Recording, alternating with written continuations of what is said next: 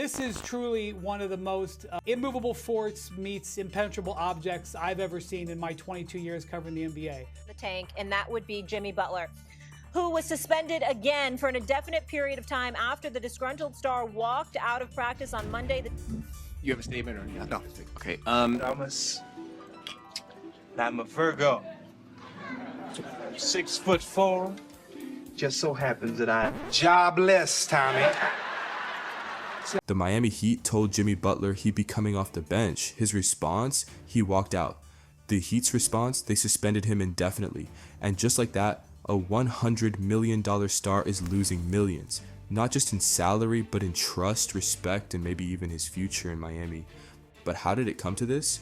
Because just a few years ago, Jimmy Butler was the Miami Heat.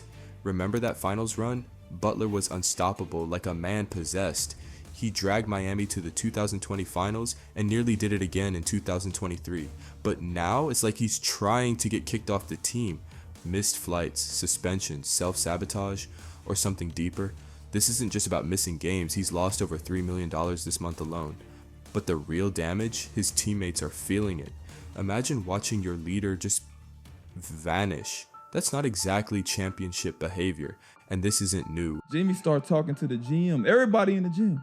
Y'all better mother effing pay me. I'm like that. I'm like, he is nuts. Philadelphia. You know, I hope it's not true, but Jimmy Butler, as we know, has been carrying a little bit of a track record in terms of dealing with coaches. Main reason that I didn't go back was because somebody asked, can you control him? Like, can you control Jimmy? If you can control Jimmy, we would think about having him back. Yeah. I was like, you don't gotta worry about it. Shit, can't nobody control me. And now Miami. Heat suspended him for 2 games, citing a continued pattern of disregard for team rules, insubordinate conduct, and behavior detrimental to the team. Translation: Butler's making waves, and not in a good way. Here's where things get interesting. Butler has a $52.4 million player option in 2025-26, but that's not enough. He wants a 2-year, $100 million extension. I know exactly how Jimmy feels. I've been in this situation many times. All that I've done for you, and you don't want to give me what I want, so human nature kicks in. Well, I gave you Jimmy Butler makes $50 million a year. Want more, so what? He ain't getting more. And the Heat, they're not biting. Think that might have something to do with his attitude? You think I'm like just that hard to work with? Butler isn't just fighting for a contract, he's fighting for control. Pat Riley's Heat culture has always been about one thing: discipline. And Riley, he's not just an NBA executive, he's a legend, the architect of multiple dynasties, a man who built his career on control. But Butler, he refuses to be controlled. Their clash was inevitable. When Butler first arrived in Miami, Riley saw a championship piece. We do work.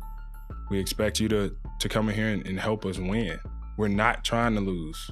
No, never. Yeah. Every single year, we're in it to win it now.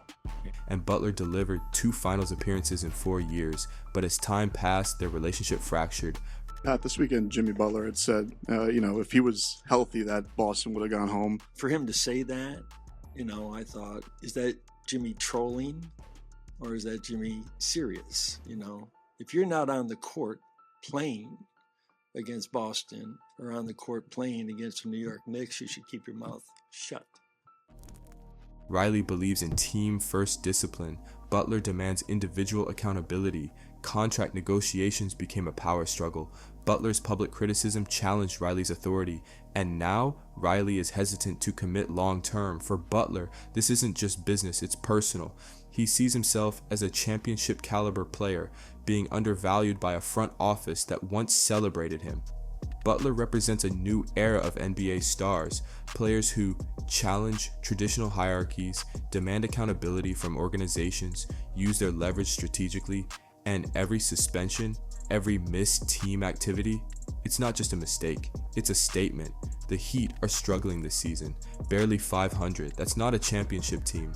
They failed to land any big names that would satisfy Butler. And Butler, he's 34, the window is closing and he knows it. So, is this him self-destructing? Or is this his way of forcing Miami's hand? Does that excuse his actions? No.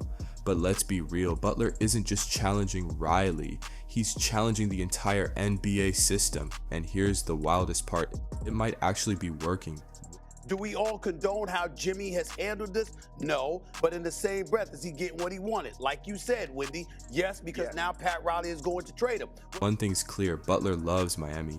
He said it himself, I love this city with everything that I have. This city deserves everything. But love isn't always enough. Sometimes you have to make noise to get what you want. Pat Riley may be the most powerful executive in Miami, but Jimmy Butler just proved he won't be controlled. The fact that you trying to control a grown man, nah, I'm cool. Cause I don't do nothing that's just drastically fucking stupidly crazy. I do not do that. So next time you hear about Butler causing drama, ask yourself, is he really the problem? Or is he just saying what everyone else is afraid to? Either way, wherever Butler ends up next, it's gonna be must-watch TV.